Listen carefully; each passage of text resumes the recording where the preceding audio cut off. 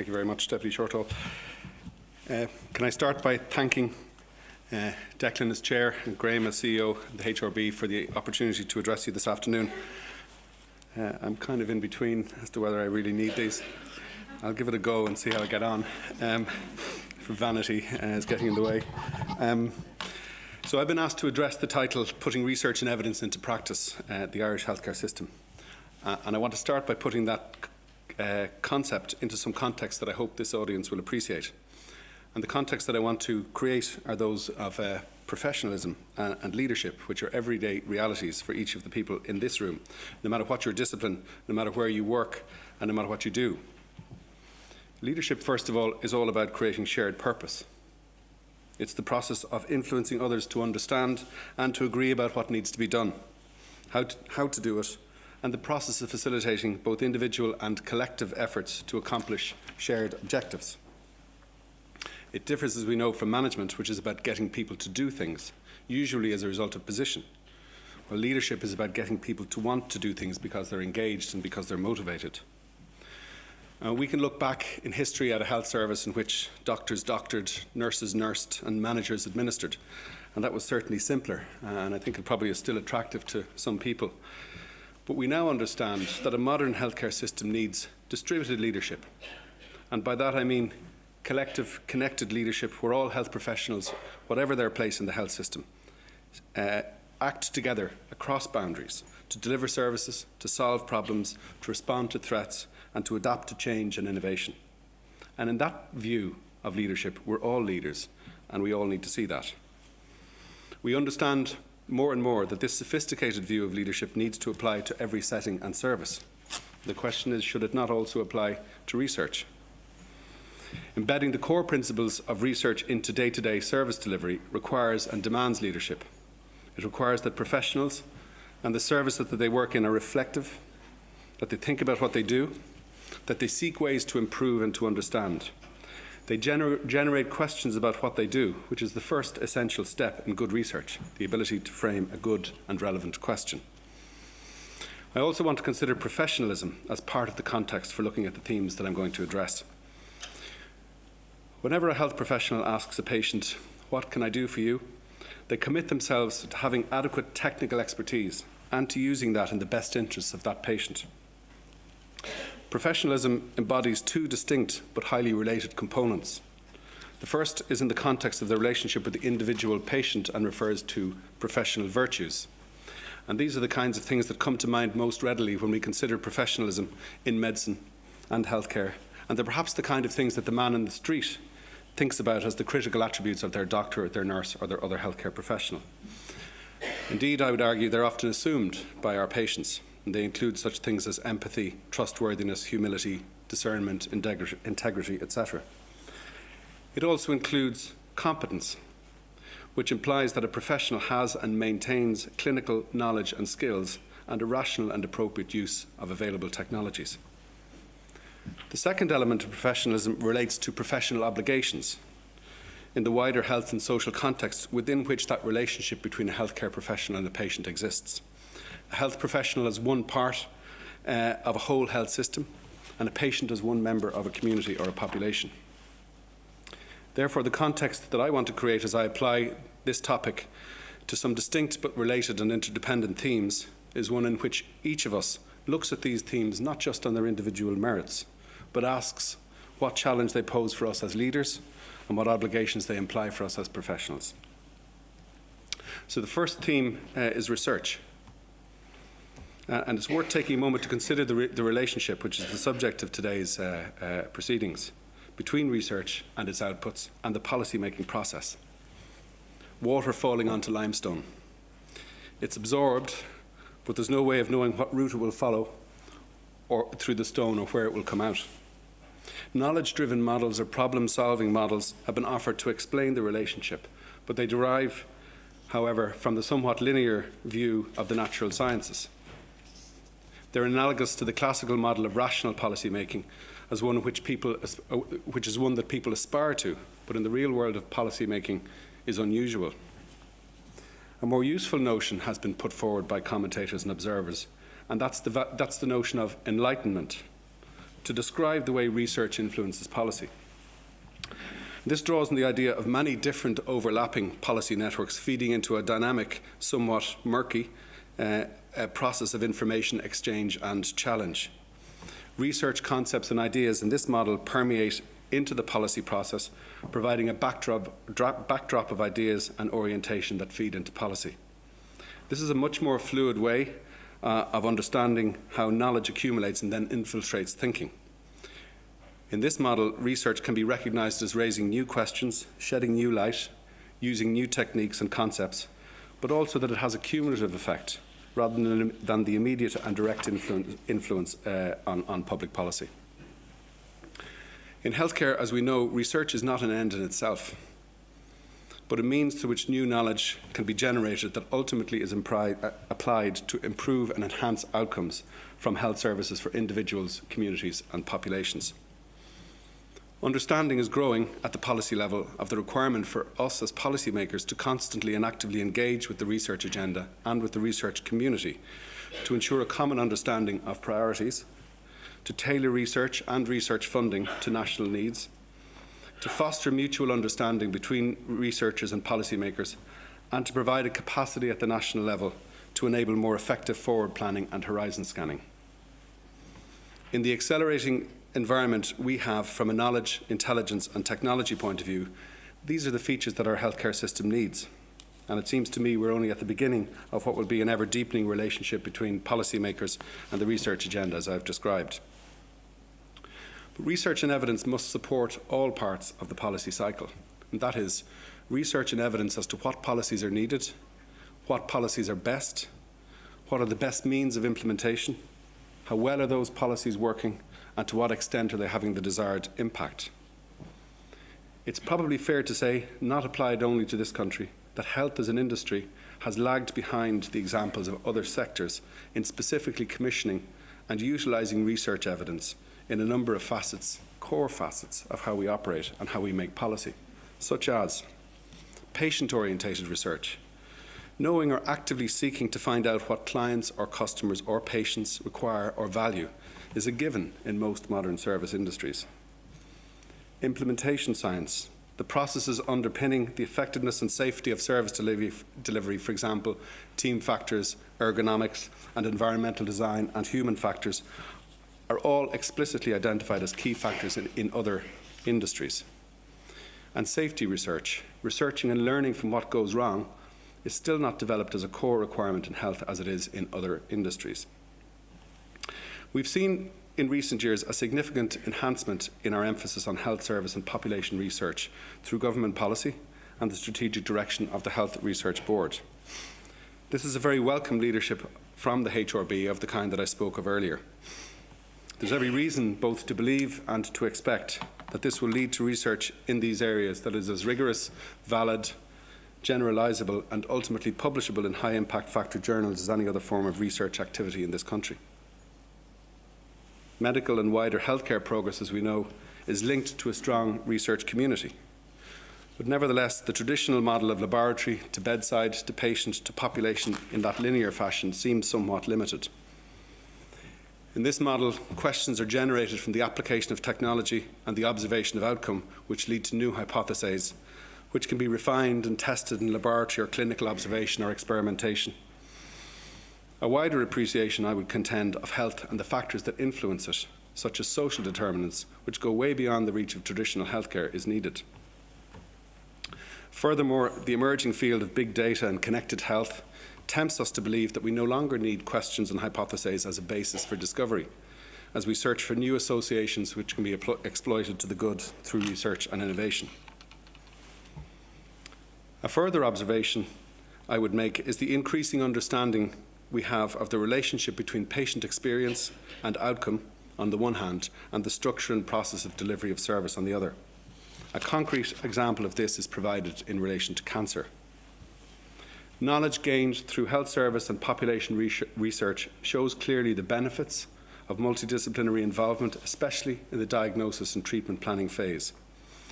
In fact, we know for many solid tumours, the gains that can be made from organising and delivering care through teams rather than by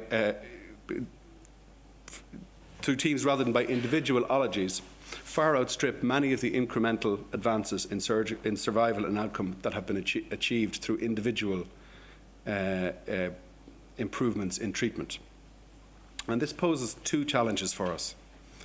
Firstly, we must ensure that those involved in the delivery of clinical services become active participants in the framing of and the research of just such critical questions that create this form of knowledge.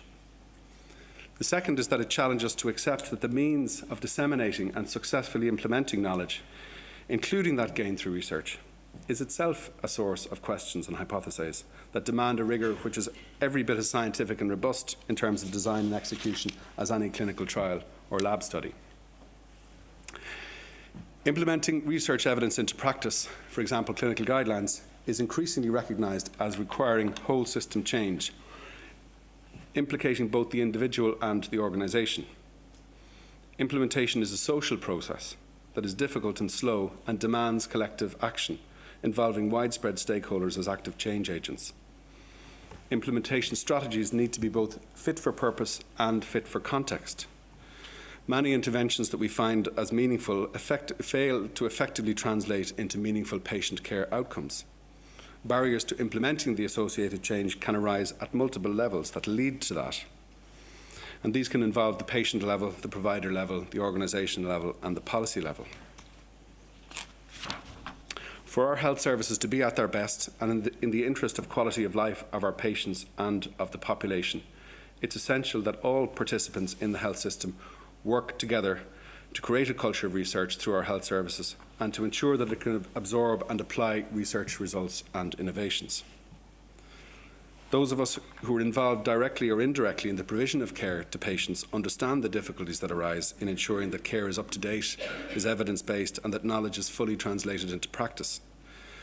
Knowledge for the sake of knowledge has a certain value, but what we need to see is it being translated into practice for the betterment of our patients and for the health and well-being of the whole population.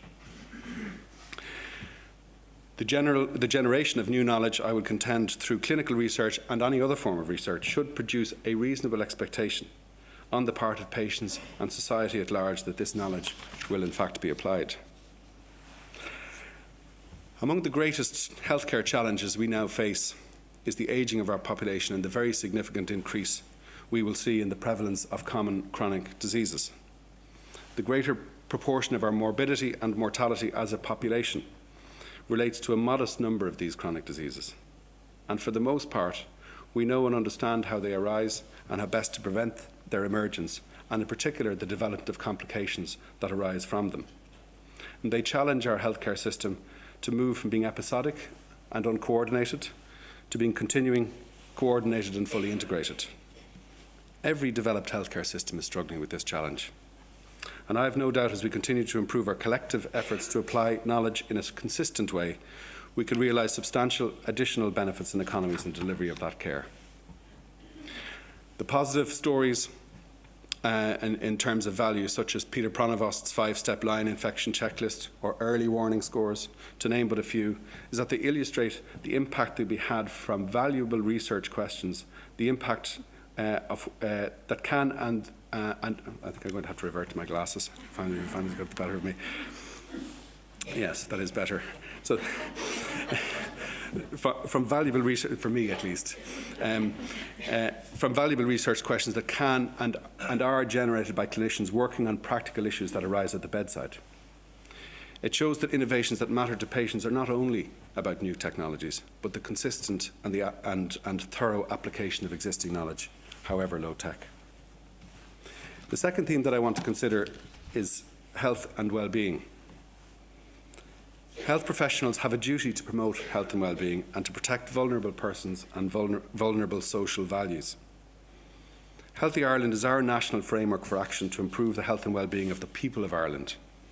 And the overall framework of Healthy Ireland was finalised in 2013 and has 4 goals, as you know.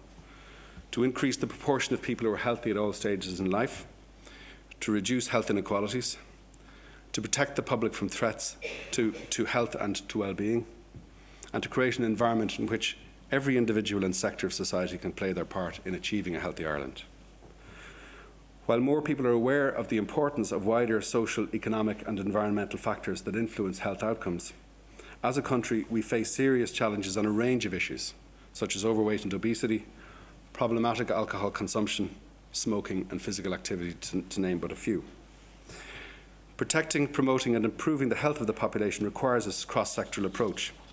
It cannot solely be the job of the health sector or services.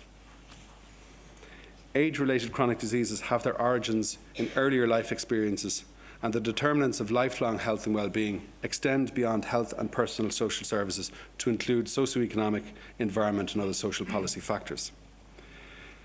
A truly systematic life course approach to health, to growing, to living, working and ageing starts at or before birth and continues throughout the life course. Even more challenging for us is the fact that these preventable and controllable chronic diseases fall disproportionately on lower social classes. And the direct causes of these, such as obesity and tobacco consumption, also fall disproportionately on lower social classes. And this takes me to the so-called causes of the causes which lead to such an unfair distribution of disease between different communities and populations within our society, often resulting in more than a 10-year difference in life expectancy at birth. If we are to live up to our professional obligations to the society, which has helped to place us in the position of influence and privilege that we find ourselves in as health professionals, whatever our roles, we must each play our part in addressing these issues through our education, our research, and our service delivery.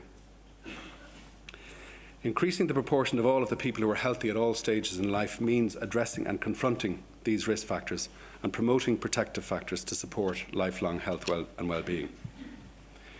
In terms of specific policies and strategies being led from the Department of Health, I believe we've never had such a comprehensive range of policy initiatives seeking to address these challenges.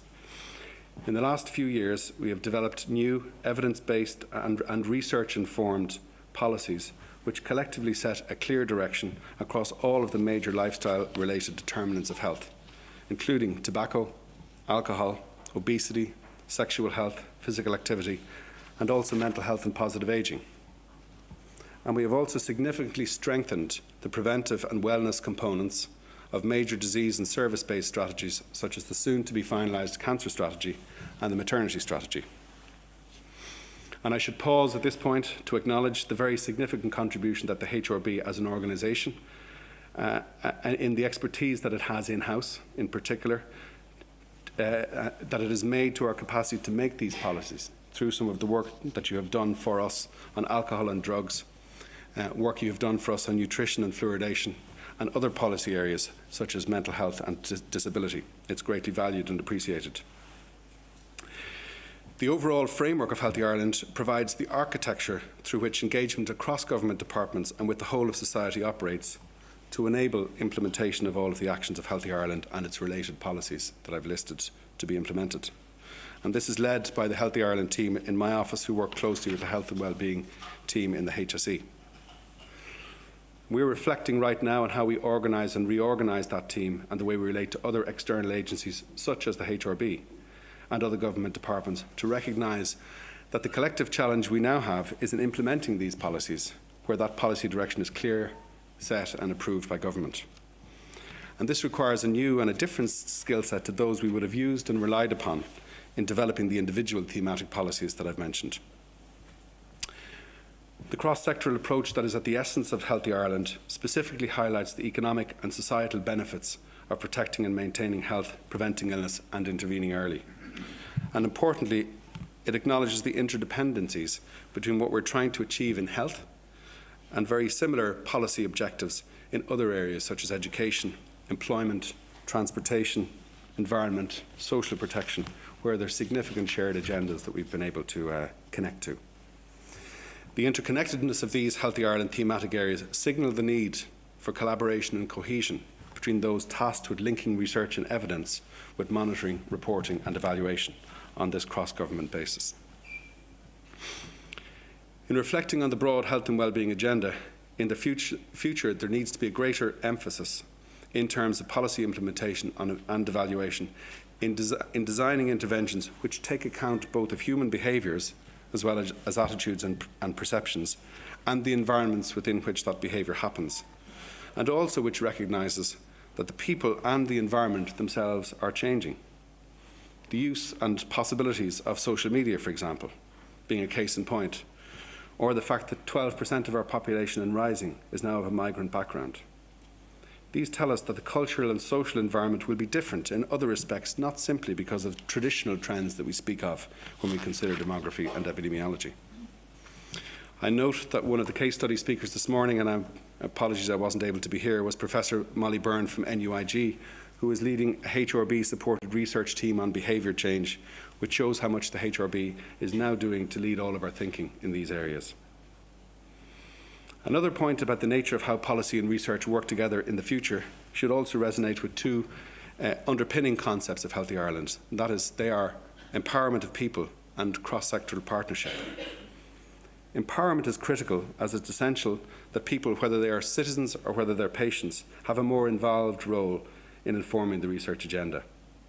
There's a need for this in terms of moving to focus on behaviour change, as individual people at the target end, so to speak, need to be consciously involved in contributing to the knowledge base, as it will influence how the general culture and understanding of health and well-being changes. In terms of partnerships, there are many existing good opportunities for dialogue and interaction between research and policy. And in this context, I note the Sphere programme will have its third annual conference in January, I believe. And we need to look at how we build on such successful collaborations and deepen those to strengthen the relationships between research and policy. Under Healthy Ireland, we now have the vehicle of our annual survey, and we will soon have a final outcomes framework to measure and monitor not only the health outcomes, but also the key determinants of health in a more integrated way. And this will, over time, further increase our awareness and our understanding of how individuals and their environments interact to impact on health and well-being, and to so continually improve our opportunity to innovate, to reduce negative impacts, to promote positive ones, and to narrow the inequalities gap between different groups in our population and in our society. The valuable data coming from the Healthy Ireland survey will assist us to more effectively address these challenges in promoting a life course approach, using evidence-informed strategies, reducing inequalities, as I've said, and empowering people and communities. And we will use this survey as our single source of reliable measurement at the population level of behavioural and other factors that influence our health and well-being. In keeping with the government's open data policy, we make the anonymised data from the survey available for further and more in-depth analyses by interested researchers, so that we, and by me I mean you, can further explore and understand the many relationships between health determinants and behaviours and personal and environmental characteristics. Among other developments, these new building blocks should facilitate a more collaborative approach between policy and research, linked with practical and real-life implementation, so we can create a more supportive infrastructure and build capacity, and that's capacity at all levels, to maximise use and usefulness of the knowledge and intelligence we will be contributing to, as well as increasing the impact and success of our policies. In this context, this year's Healthy Ireland Survey 2016, just published last month, has examined the clustering of health behaviours among population groups. And this links with multimorbidity, yes, but it also points to the challenge for real people to make changes in their lives. We all recognise that behaviour change is complex, challenging, and takes time. Changing multiple behaviours presents an additional challenge. So we need to continue to look at drivers for people's personal lifestyle behaviours and the interactions between their personal motivations to be healthy, the socioeconomic environment in which they live, and at what stage they're in their lives. And we must also be informed and encouraged by findings which tell us that the vast majority of people, 92%, would like to make a positive change to improve their health and well-being. The third theme is technology and health. More and more medicine is changing from an old model, characterised by the provision of episodic interventions that are solely or almost solely provided by doctors, that are the technical preserve of those doctors acting alone to meet discrete, acute and difficult to prevent medical and surgical problems in their patients, to one in which the challenge now is to promote and protect health from a reasonably short list of common chronic diseases, which we know how to prevent and control, but we don't do so adequately, and the management of which, when established, requires the provision of integrated, well-coordinated, interdisciplinary care, which depends on timely flows of information from one part of our healthcare system to another, and which more and more demands the active participation of the empowered and engaged patient and family. Another challenge that arises from changes in the model of healthcare in recent years is the issue of choice and the issue of resource constraint. Once upon a time, perhaps before the World Wars, medicine was limited by a lack of technical know-how and a limited understanding of the causation and the process of disease. It was more, you could say, about care than cure. Care for those who couldn't afford to pay a doctor was often provided by religious organisations, and there was little reason or rationale for the state to become involved in the delivery of healthcare. As science developed and more interventions, both medical and surgical, became possible, the challenge became one of ensuring that they were distributed as widely and quickly as possible, and the state became more involved. However, expansion of technology and services was not limited by cost to any appreciable extent. And this is no longer the case. We've entered what you could call a third era, in which the ability to provide fully comprehensive services for all demands and needs at a level of quality which we would individually expect and at a price that we as a society are willing to pay, whether that's directly out of pocket or indirectly through tax or insurance, is becoming more and more limited. And this is by no means an Irish problem. During the second half of the 20th century and the early years of this century, all developed countries have experienced changes in the relationship between health professionals and society. A large number of therapeutic interventions have been developed, and together with the ageing population and the burden of chronic disease I've spoken about, that has resulted in competing demands for limited financial resources available for healthcare. As professionals, our first obligation is to understand and to accept this. We must then, through the acquisition and the application of knowledge through research and innovation, better prevention, improved integration of care, more evidence-based and judicious use of treatment and technology, try to ensure that the manner in which resources are applied to all patients in our care and in our community, not just the patient in front of us, is such as to ensure the greatest possible benefit for all. In recent years, we've witnessed a wave of innovation in health technologies driven by new medical breakthroughs, novel scientific approaches, and the rise of digital health technologies. Pioneering methods of drug development and disease diagnosis, the rise of big data health, and new means of providing network care have led to predictions that healthcare systems are on the cusp of transformation. Innovation in technology is fundamental to the central goal of developing our health services to provide best outcomes for increasing numbers of people. Technological advances have revolutionised the practice of medicine, have made commonplace interventions that were high risk, have saved lives, and have supported a significant increase in life expectancy. And these are major achievements in anyone's language. It's clear, therefore, that the department and the policy environment is a complex and challenging one, where we are required to balance ever-evolving and competing needs generated by demographic pressures and the changing nature and complexity of care. A central challenge in the objective of ensuring safe and high-quality care, therefore, is to ensure that our decision-making processes are sound, that they're based on the best knowledge and evidence, and can demonstrate that, that the best possible health outcomes are being achieved for a given level of investment. There are varying approaches to date in the department and its agencies regarding the use of evidence to guide decision-making, the quality of evidence employed, and the consideration and the weighting given to budgetary impact and cost-effectiveness considerations. The most obvious of these is the NCEC process, which is so well supported by the HRB, and of which I will speak again later, and the work that the system has seen on health technology assessment, largely led through HICWA.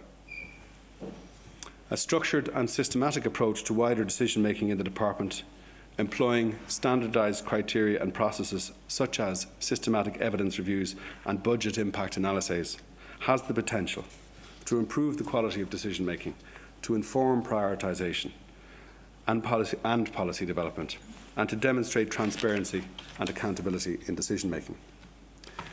Over the next 3 years, we plan to review and develop our decision-making processes which support our policy development and prioritisation in a number of key areas. For example, immunisation policy, screening and other population-based programmes, policies relating to the use of blood, organs and tissues, health promotion and improvement guidelines such as exercise and healthy eating guidelines, alcohol guidelines and so on, and the use of medicines, both new and existing.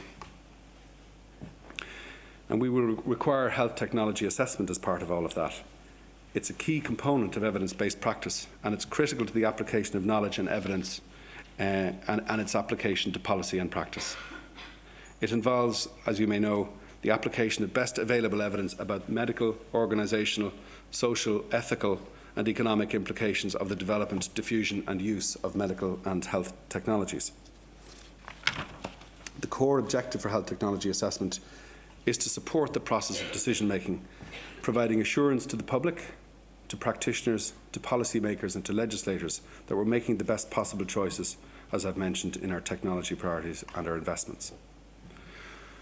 While recognising that the technical processes of HTA must be transparent, independent and conducted in accordance with rigorous scientific standards, ongoing close consultation and collaboration is needed between those who carry out the HTAs in technical terms and policymakers to ensure that the policy questions of greatest importance are addressed, and to clarify the underlying policy questions and to tailor the assessment to the decision makers' information needs.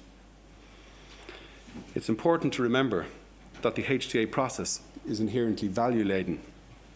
The fundamental issues in HTA, such as safety, efficacy, effectiveness, efficiency, raise ethical questions such as: how does society define safety? How is efficacy to be measured? Or what criteria should be applied when assessing effectiveness and efficiency? Moreover, decisions to implement new technologies could imply devaluing or discarding other technologies, or may result in the reallocation of resources within the healthcare system. Those of us involved in policy making in the health arena are required to balance individual and wider societal interests, and are expected to operate in a transparent and honest and equitable fashion. In this context, let's look for a moment at the potential and the promise of the new era of personalised or precision medicine, which aims to deliver the right treatment for the right patient at the right time. The concept is not new, but recent advances in genome sequencing, health informatics and wireless and mobile technologies, and the convergence of biomedical science and technology has placed a renewed focus on its potential. This development may alter existing therapeutic relationships, and professionals will most likely require significant upskilling to successfully harness them.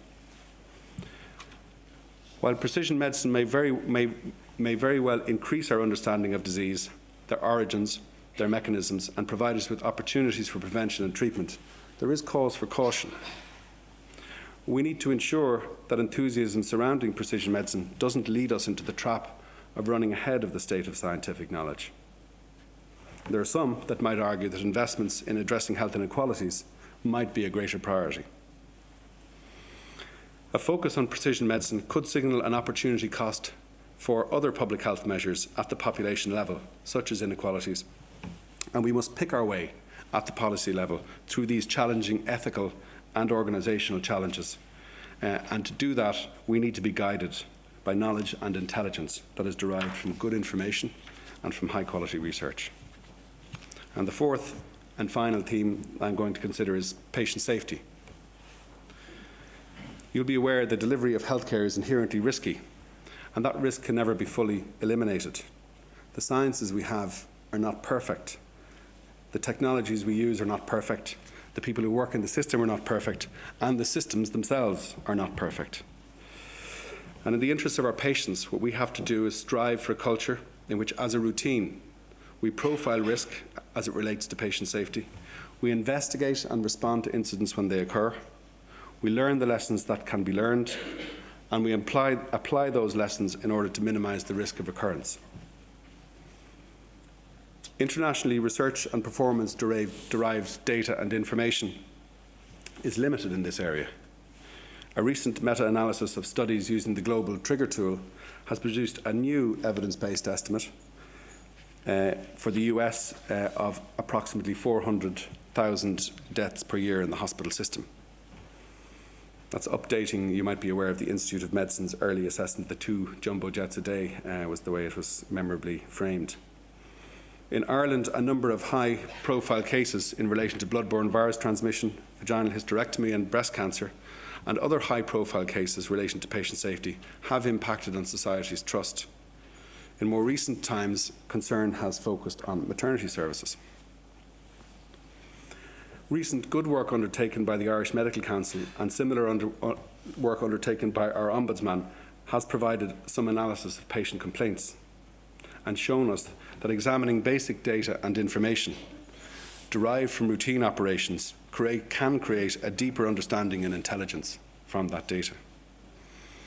And what we need to see is this intelligence being created from all forms of information relevant to patient safety and being brought together to create a higher level of intelligence and knowledge about the performance and the safety of health services and the policies we should be pursuing. And this is what we would call patient safety surveillance. Many individual organisations can create a piece of a jigsaw of patient safety within their own roles, but a system of surveillance will bring all the pieces together to create a more complete picture, thereby opening up new understanding, new insight, and a much more intelligence-led response in research, policy and operational terms to the patient safety challenges of the day. A critical point in this regard is that we need research-led measures that are meaningful to patients and the users of our services. In that context, there are obvious deficiencies in our national information, particularly as it relates to patient experience. And we can no longer leave the definition of quality and safety and what matters to patients only to professionals. We have to listen to patients. Listening to our patients is crucial to continuously improving the health system.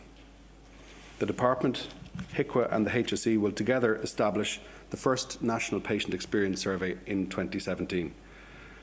For the first time, we will have a broad input from patients that will inform the planning and the delivery of an improved healthcare system. Enhancing patient safety requires a commitment to team working, process reconfiguration, research and innovation, and to the modernisation of the delivery of health services. More than anything, as I've mentioned, it requires patient involvement and empowerment. New skills and competencies must join with our more traditional analytical approaches to create the capacity to make our health system safer and more effective for our patients. As a country, we must place a new research focus on patient safety and quality and build international research collaborations in this area. One good example of valuable research in this regard was supported by the HRB and was published earlier this year, the Irish National Adverse Event Study. Our National Healthcare Quality Reporting System makes clear that many areas of our health system are performing very well, including by international standards.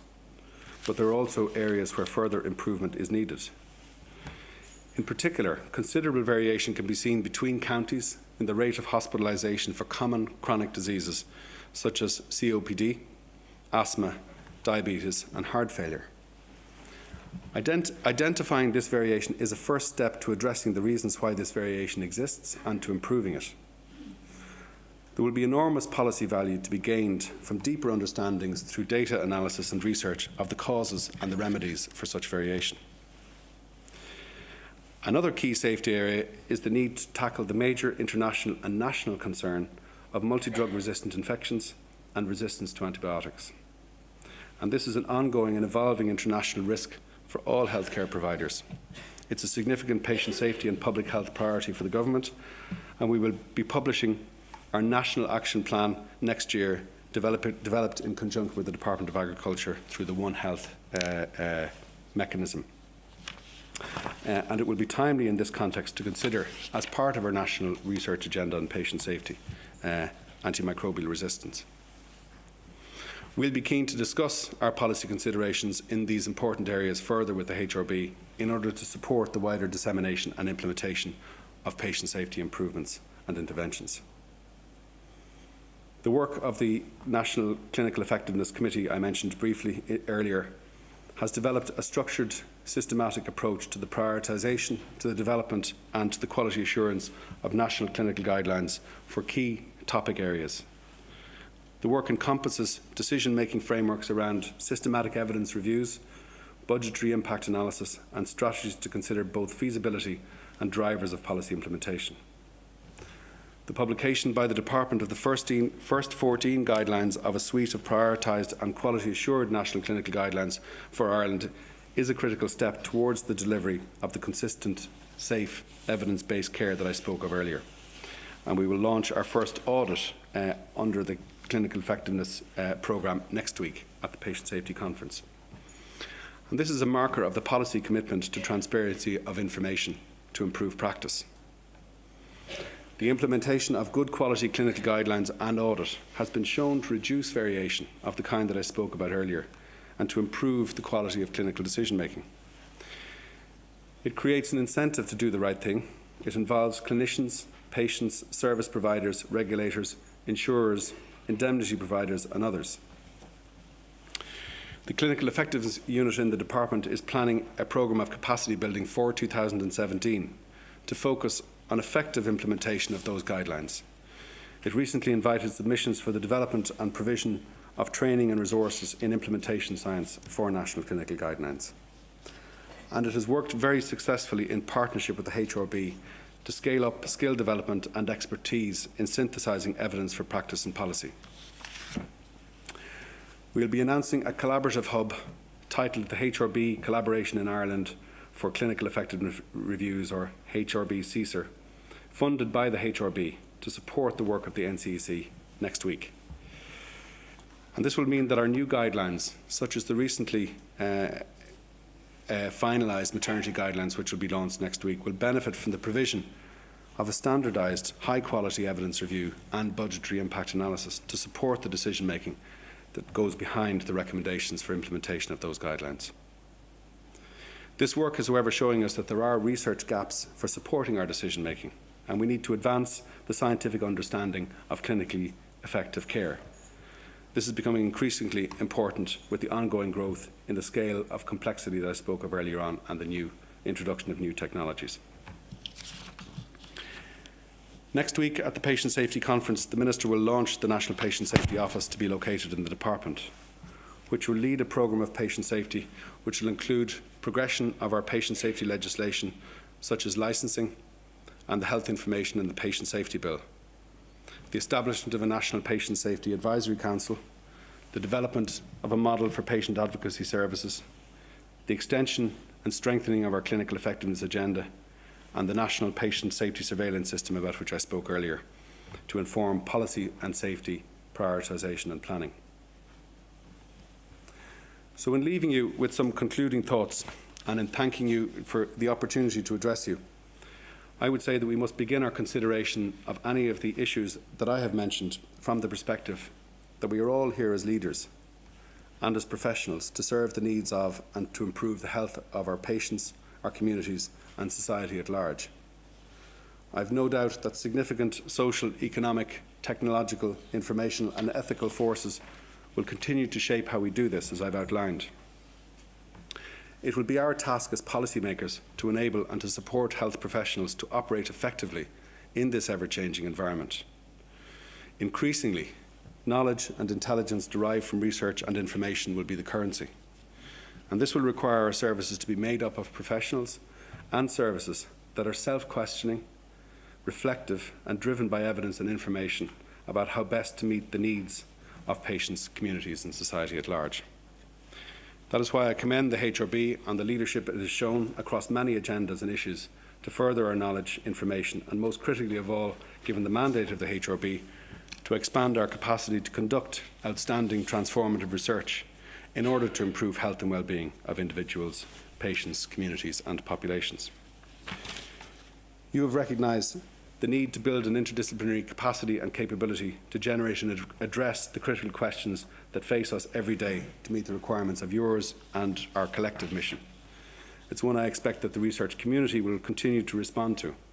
It's a voice that we listen to at the policy level, and it will be the patient, the citizen and our community that will benefit. And I wish you every success. Thank you for the invitation.